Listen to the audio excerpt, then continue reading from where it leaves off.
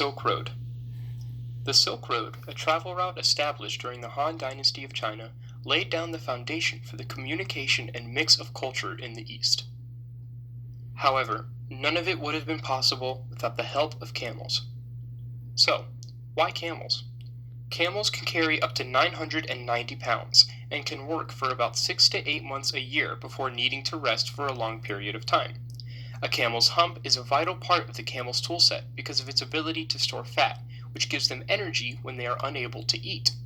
The camel's wide, padded feet allow them to keep their balance on rocky terrain and counteract sinking in the sand. Camels can survive temperatures beyond freezing because of their coat.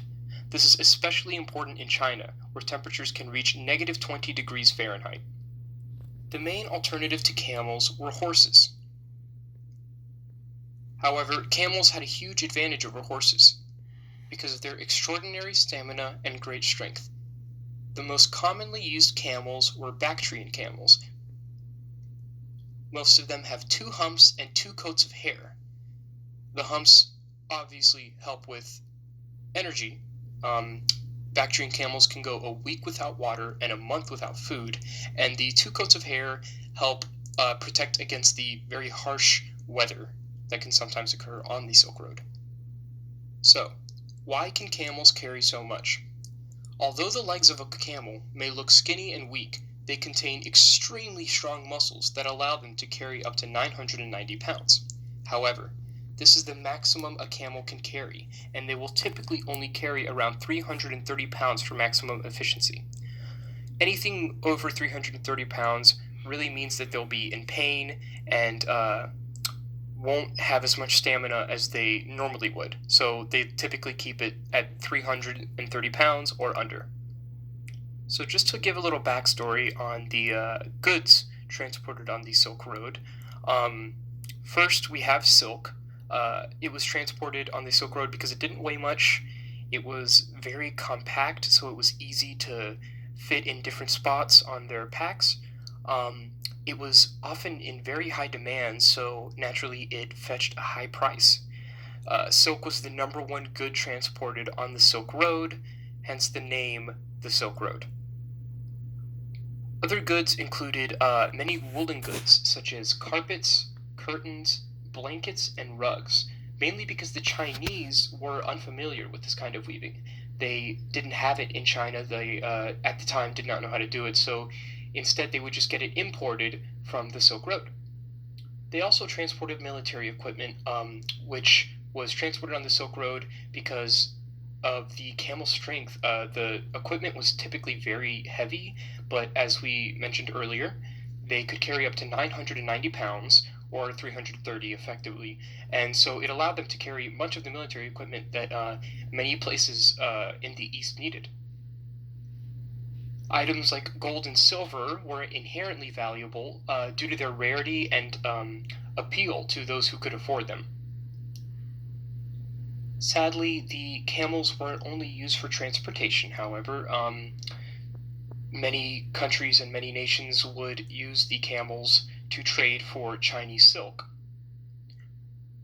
So, just for a few cool facts and some cleanup on some things I forgot to mention earlier, the first thing is the Bactrian camels were used primarily in the east to combat the harsh climate, while the Arabian camels were used in the west where it was warmer. And what they did was they bred these two species of camel together to create, forgive me if I pronounce this wrong, but I believe it's booked camels. And those were the strongest of all. So those were like the camel prime, you could say, I guess. So some more about why the camels were used. Their nostrils were very narrow, so they were skinny, which helped against the blowing sands that would pick up often. It would help keep their nostrils clean and clear, so they weren't disrupted while they were transporting goods. And a little bit about the camel's diet. On the way, they would eat, like if they found grass or any salty plants, they would eat those. But as I mentioned earlier, with the Bactrian camels who have 2 humps, the fat that's stored in the humps allows for a very long-term source of energy for them.